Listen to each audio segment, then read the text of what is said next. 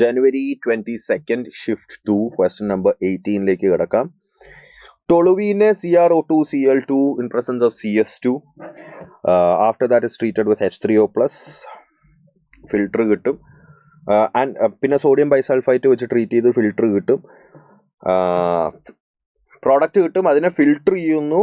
ആ ഫിൽട്ടർ ചെയ്ത് കഴിഞ്ഞിട്ടുള്ള റെസിഡ്യൂ A ആണ്. ആ റെസിഡ്യൂവിനെ HCl വെച്ച് ട്രീറ്റ് ചെയ്ത് കോമ്പൗണ്ട് B.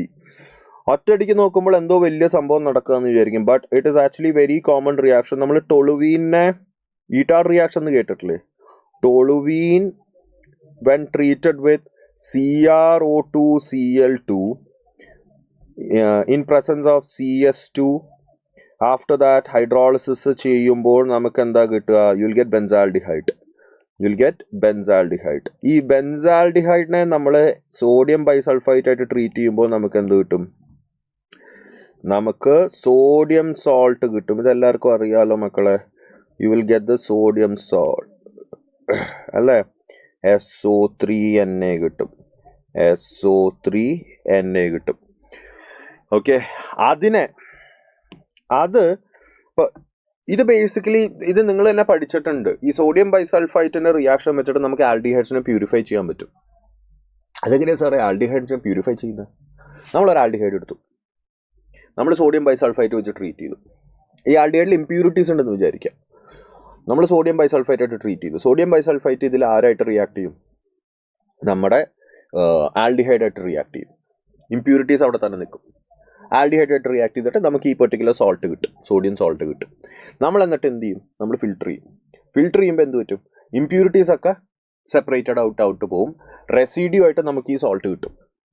ഇമ്പ്യൂരിറ്റീസ് ഒക്കെ പോയി, റെസിഡ്യൂ ആയിട്ട് നമുക്ക് ഈ സോൾട്ട് കിട്ടും. ഈ റെസിഡ്യൂവിൽ നിന്ന് തിരിച്ച് ആൽഡിഹൈഡിനെ കിട്ടണമല്ലോ. നമ്മൾ ആൽഡിഹൈഡിനെ പ്യൂരിഫൈ ചെയ്യാനാണല്ലോ നോക്കിയത്. തിരിച്ച് ആൽഡിഹൈഡിനെ എങ്ങനെ കിട്ടുക? You just treated with N acid. ഇത് നമ്മൾ പറഞ്ഞിട്ടുണ്ട്. You just treated with N acid. നമ്മളൊരു ആസിഡ് വെച്ച് ട്രീറ്റ് ചെയ്യുമ്പോൾ നമുക്ക് എന്ത് കിട്ടും? U will get back the aldehyde. This is a method used to purify aldehydes and methyl ketones. കാര്യം methyl ketonesും ഈ റിയാക്ഷൻ തരും.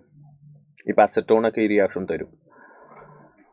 അപ്പോൾ ടൊളുവീനെ ഈറ്റാർ റിയാക്ഷൻ, ബെൻസാൽഡിഹൈഡ് കിട്ടി, സോഡിയം ബൈസൾഫൈഡ് ട്രീറ്റ് ചെയ്ത് സോൾട്ട് കിട്ടി. അത് ബേസിക്കലി നമ്മൾ ഫിൽട്ടർ ചെയ്ത് റെസിഡ്യൂ ഫിൽട്ടർ ചെയ്യുമ്പോൾ എന്താണ്? ഇമ്പ്യൂരിറ്റീസ് ഒക്കെ പോവും. റെസിഡ്യൂ എടുക്കും. റെസിഡ്യൂ എന്ന് വെച്ചാൽ ആ സോൾട്ട് തന്നെയാണ്. ആ റെസിഡ്യൂവിനെ HCl വെച്ച് ട്രീറ്റ് ചെയ്യുമ്പോൾ നമുക്ക് തിരിച്ച് ബെൻസാൽഡിഹൈഡ് കിട്ടും. സോ ബേസിക്കലി ഇവിടെ റെസിഡ്യൂ A എന്താണ്? നമ്മുടെ സോൾട്ടാണ്. ആൻഡ് കോമ്പൗണ്ട് B എന്താണ്? നമ്മുടെ ബെൻസാൽഡിഹൈഡ് ആണ്. This is a method use to purify aldehydes. മനസ്സിലാക്കുക. ഒന്നുകൂടി പറഞ്ഞുതരാം മക്കളെ. ആൽഡിഹൈഡും ഇമ്പ്യൂരിറ്റീസ് ഉണ്ടെന്ന് വിചാരിക്കാം. ആൽഡിഹൈഡും ഇമ്പ്യൂരിറ്റീസും, ഇപ്പോൾ ബെൻസാൽഡിഹൈഡ് ഇമ്പ്യൂരിറ്റീസും നമ്മൾ സോഡിയം ബൈസൾഫൈറ്റ് വെച്ച് ട്രീറ്റ് ചെയ്യുന്നു. അപ്പോൾ നമുക്ക് എന്ത് കിട്ടും? ആ സോൾട്ട് കിട്ടും. ഇമ്പ്യൂരിറ്റീസ് റിയാക്ട് ചെയ്യില്ലല്ലോ, സോൾട്ട് കിട്ടും. എന്നിട്ട് നമ്മൾ ഫിൽട്ടർ ചെയ്യുമ്പോൾ റെസിഡ്യൂ ആയിട്ട് ഇമ്പ്യൂരിറ്റീസ് ഒക്കെ സെപ്പറേറ്റ് ആയിട്ട് പോവും.